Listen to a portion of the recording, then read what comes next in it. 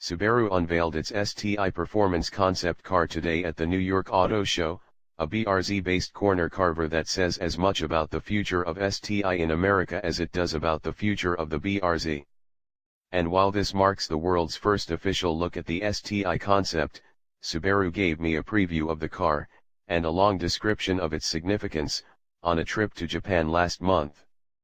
The performance concept sends a tangible message about the motorsports heritage and engineering capability of Subaru Technica International. STI started life as the motorsports arm of Subaru parent Fuji Heavy Industries. Appropriately, the concept car uses a racing power plant.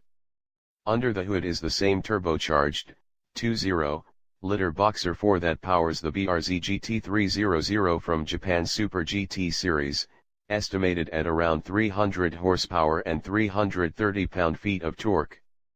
But the STI concept is more like the ultimate road version of the BRZ instead of a recapitulation of an existing race car. Chassis, suspension and braking components can all be found on the Japanese domestic market's road-going BRZ TS, for instance. Subaru invited me to drive the TS on that same trip, so stay tuned for a report on that experience later this week.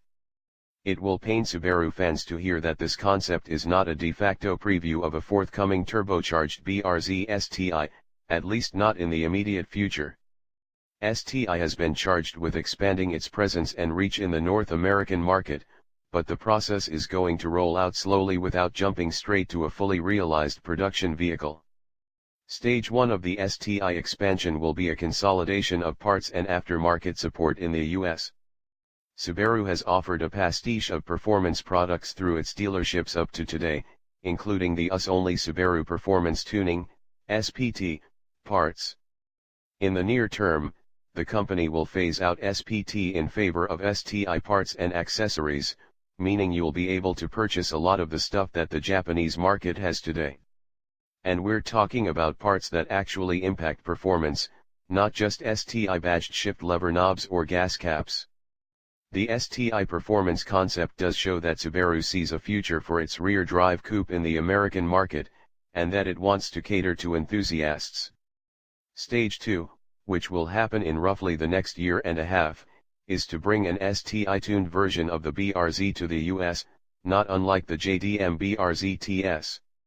Selling a car like the TS stateside, that is to say a BRZ with suspension and handling upgrades, but not more power, is a simpler process than redeveloping the entire car for a turbocharged powertrain. If the time frame Subaru discussed in Japan holds true, such a BRZ variant could show up for the 2017 model year, though probably not sooner. Stage 3, likely 2 to 3 years away, is harder to discern. But reading the tea leaves suggests that time frame is in the zone for a next-generation BRZ, which could be engineered with an STI version in mind.